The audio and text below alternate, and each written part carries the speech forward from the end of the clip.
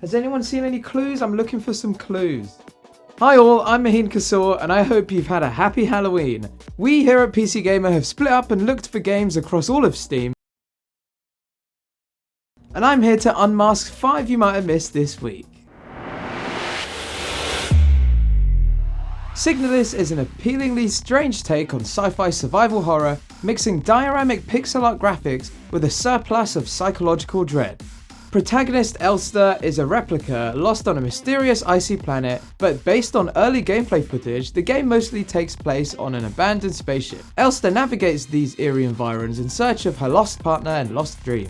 And as you would expect, along the way there are plenty of puzzles to solve and enemies to contend with. At a time when modern horror games seem to be leaning more than ever into gore, Signalis opts instead for an oppressive mood of melancholy, taking its cues from the likes of Stanley Kubrick and David Lynch rather than 1980s video nasty.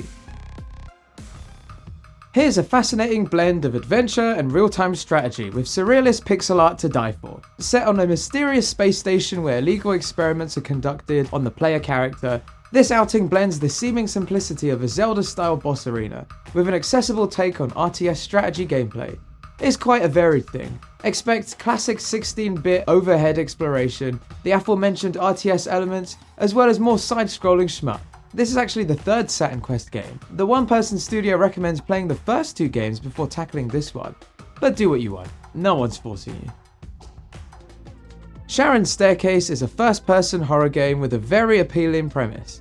You're a secret agent tasked with destroying evidence of your regime's oppressive past. Chief among the evidence in need of destroying are some classified documents kept at the Oak Grove estate. Naturally, that's where you're headed, and naturally, it's very spooky. What follows is the usual bit of exploration, puzzle solving, and ghoul invasion. But you'll also discover that the regime you're working for is a whole lot more effed up than originally thought.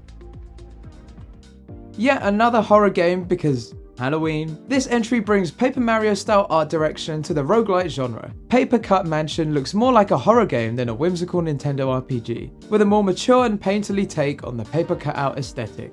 It's a top-down survival horror with procedurally generated environments and some other roguelite trappings, namely permanent unlocks that help increase your chances of beating the game.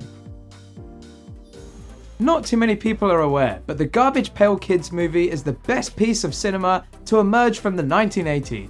That alone makes this 8-bit platformer worth investigation. Sure, it's just another retro-styled platformer at heart, but it's an impressively orthodox one. Inheriting even the uglier aspects of ye old NES games like Wonder Boy, you get to play as 4 of the Garbage Pail Kids, each with their own abilities, and there are 6 exciting levels to explore, all filled with annoying enemies and traps. The Steam page warns that the game features pixelated and childlike depictions of flatulence, buttocks, vomit, and mucus. So be warned, this is a delightfully stupid game.